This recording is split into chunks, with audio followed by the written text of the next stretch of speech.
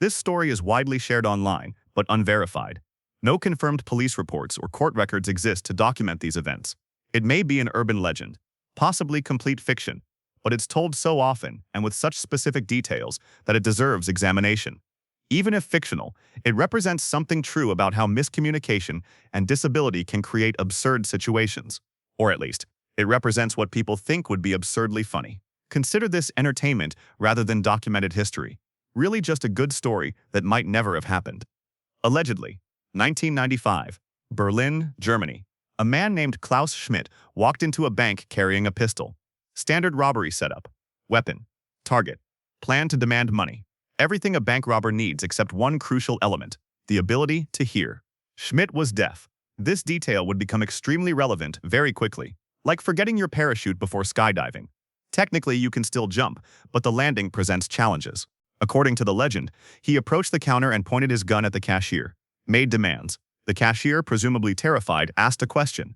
Do you need a bag? Standard bank procedure when someone withdraws large amounts, except this wasn't a withdrawal. This was a robbery. Schmidt couldn't hear the question, but he saw the cashier's mouth moving, assumed they were questioning whether his gun was real, shouted back, "You're damn right it's a real gun."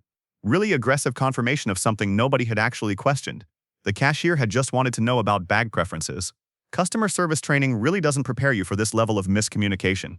The bank employees quickly realized the situation. This robber couldn't hear them, couldn't hear anything, which meant he also couldn't hear alarms. They activated the silent alarm. Except, it wasn't silent. It was extremely loud, designed to disorient robbers and alert everyone nearby.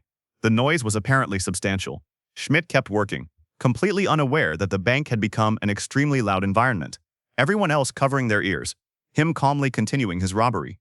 Different experiences of the same moment, like being at a concert where only one person can't hear the music, except with more felonies and fewer glow sticks. The story claims he periodically shouted, "I am a trained killer," while collecting money. Just announced it to the room. Nobody had asked. Nobody was challenging him. He just felt the need to establish his dangerous credentials, like introducing yourself at a party but more threatening and less socially appropriate. Hello, I'm Klaus. I enjoy long walks and being a trained killer. Really sets the tone for interactions. Probably not what networking experts recommend. Police arrived while he was still inside, entered the building.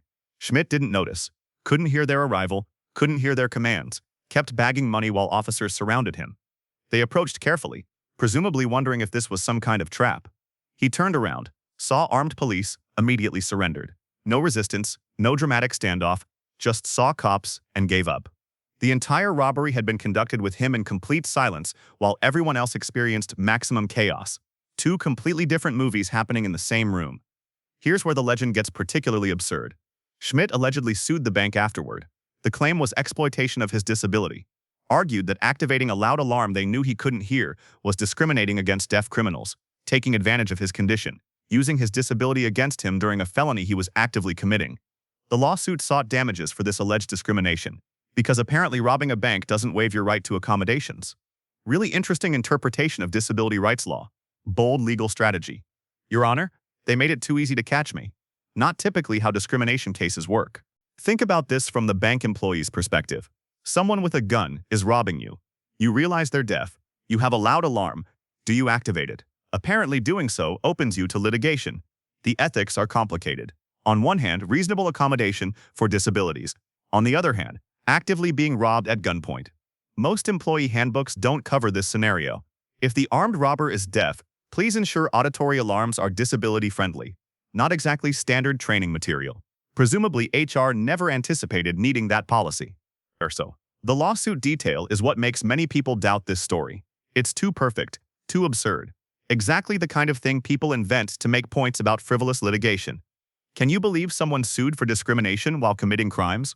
It has that urban legend structure, absurd premise, ironic conclusion, moral lesson, all the elements of a story designed to be shared rather than verified. Like someone wrote a parable about tort reform and added a bank robbery for entertainment value. But let's examine why this legend persists. It touches on real issues. Deaf individuals do face discrimination. Accommodations are important. Banks do use loud alarms. Robbery does involve miscommunication. The story takes real elements and combines them into something too perfect to be true. Like many urban legends, it feels like it could have happened even if it didn't. That's the magic formula. Plausible components arranged in impossible ways. Reality's ingredients, fiction's recipe. The "you're damn right it's a real gun" moment is particularly suspicious. It's too clever, too perfectly ironic. Real miscommunication is usually more mundane, less cinematically perfect. When people mishear things, the results are typically boring rather than plot-relevant. Someone asks about bags, you might say what, or sorry? You don't launch into gun authenticity declarations. This feels written rather than documented. Crafted for maximum narrative impact. Really convenient dialogue for a story that supposedly just happened naturally.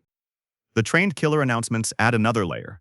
Why would someone periodically announce their training, especially if they can't hear whether anyone is listening? It makes sense in a story, provides comedy, shows the absurdity. But in reality, people don't narrate their qualifications during crimes. They're usually too busy committing those crimes. The detail feels performative, added for entertainment value. If this story were real, there would be records, court documents, police reports, news coverage. Berlin in 1995 had functioning media, newspapers, television, internet emerging. A deaf bank robber suing for discrimination would have been covered extensively. Reporters would have fought over that story. The absence is notable, not conclusive, but suggestive. Urban legends exist where could have happened. Meets probably didn't.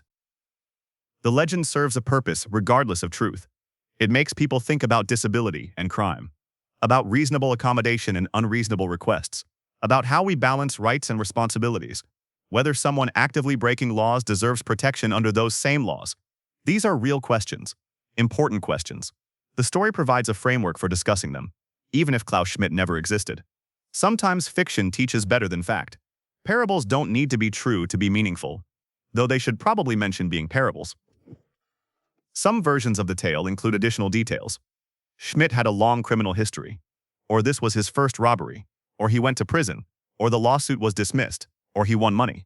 The variations suggest evolution through retelling, each version adding elements that make it more interesting. Classic oral tradition. Urban legends as collaborative fiction. The disability rights angle is what makes this story particularly modern. Earlier urban legends didn't typically incorporate accommodation issues. This feels like a story from the era when disability discrimination became a major legal and social concern. It takes legitimate issues and twists them into absurdity. What if someone demanded rights while violating others' rights? The premise is designed to create cognitive dissonance, make people uncomfortable, force them to think about where protections end and personal responsibility begins. Pretty sophisticated for a story that might be completely made up. Whether Klaus Schmidt existed doesn't change the entertainment value. The image of someone shouting about their gun being real when nobody questioned it, announcing killer credentials to a room they can't hear responding, suing for discrimination after being caught committing felonies. These are funny regardless of factual basis. Comedy doesn't require truth. It requires timing and absurdity. This story has both. The lesson isn't about Schmidt. It's about urban legends, why we create them, why we share them, what they reveal about our concerns. This story exposes anxieties about disability rights, frivolous lawsuits, and criminal behavior. It packages those anxieties into a narrative that feels true even when it isn't. That's what urban legends do. They tell emotional truth through factual fiction. If you're sharing this story, be honest about its nature. Say allegedly and according to legend and unverified. Don't present it as documented fact. Enjoy the absurdity while acknowledging the uncertainty. Urban legends are entertaining precisely because they exist in that space between true and false, where the story is too good to check but too questionable to believe completely. Klaus Schmidt, if he existed, probably didn't sue anyone, probably didn't announce his killer training, probably didn't mishear a bag question as gun skepticism. But the story persists because it's interesting, because it makes us think, because it's funny. Sometimes that's enough. Truth is important, but so is a good story. This might be the latter pretending to be the former.